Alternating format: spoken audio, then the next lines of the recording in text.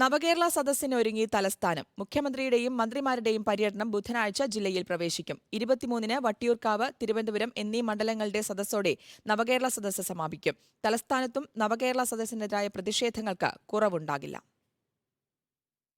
122 മണ്ഡലങ്ങളിലായി ഒരു മാസത്തിലേറെ നീണ്ട പര്യടനം. നവകേരള സദസ്സ് ഒടുവിൽ അവസാന ജില്ലയായ തിരുവനന്തപുരത്ത് പ്രവേശിക്കുകയാണ്.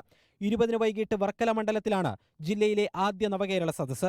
നവകേരള സദസ്സിനു മുന്നോടിയായി എല്ലാ മണ്ഡലങ്ങളിലും സംഘാടക സമിതികളുടെ നേതൃത്വത്തിൽ ഒരുക്കങ്ങൾ അവസാന ഘട്ടത്തിലാണ്. വ്യാഴാഴ്ച ആറ്റിങ്ങൽ, ചിറയൻകീഴ്, വാമനപുരം, നെടുമങ്ങാട് മണ്ഡലങ്ങളുടെ നവകേരള സദസ്സാണ് നടക്കുക. 22-ന് കാട്ടാക്കട, അരുവിക്കര, നെയ്യാറ്റിൻകര, പാറശാല മണ്ഡലങ്ങളിലാണ് നവകേരള സദസ്സ് നടക്കുന്നത്. നേമം, കോവളം, കഴക്കൂട്ടം, വട്ടിയൂർക്കാവ്, തിരുവനന്തപുരം മണ്ഡലങ്ങളുടെ നവകേരള സദസ്സ് 23-നാണ്.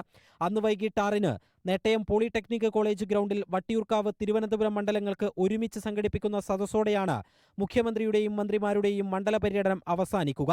സദസ്സ് ഔപചാരികമായി സമാപിക്കുമെങ്കിലും CPI സംസ്ഥാന സെക്രട്ടറി കാനം രാജേന്ദ്രന്റെ വിയോഗം മൂലം മാറ്റിവെച്ച എറണാകുളം ജില്ലയിലെ 4 മണ്ഡലങ്ങളിലെ പര്യടനം ജനുവരി 1-2 തീയതികളിൽ നടക്കും. നവകേരള സദസ്സിനെതിരെ മറ്റെല്ലാ ജില്ലകളിലും ഇറങ്ങേറിയ പ്രതിഷേധങ്ങൾ തിരുവനന്തപുരത്തും ആവർത്തിക്കാൻ തന്നെയാണ് സാധ്യത. മുഖ്യമന്ത്രിയുടെ അംഗരക്ഷകരും പോലീസും CPM പ്രവർത്തകരും ആക്രമിക്കുന്നുവെന്നാരോപിച്ച് സംസ്ഥാനത്തെ എല്ലാ പോലീസ് സ്റ്റേഷനുകളിലേക്കും ബുധനാഴ്ച കോൺഗ്രസ് ബഹുജന മാർച്ച് പ്രഖ്യാപിച്ചിട്ടുണ്ട്. ഇതുകൂടാതെ കരിങ്കൊടി പ്രതിഷേധങ്ങളും അരങ്ങേറാനാണ് സാധ്യത. റിപ്പോർട്ടർ, തിരുവനന്തപുരം.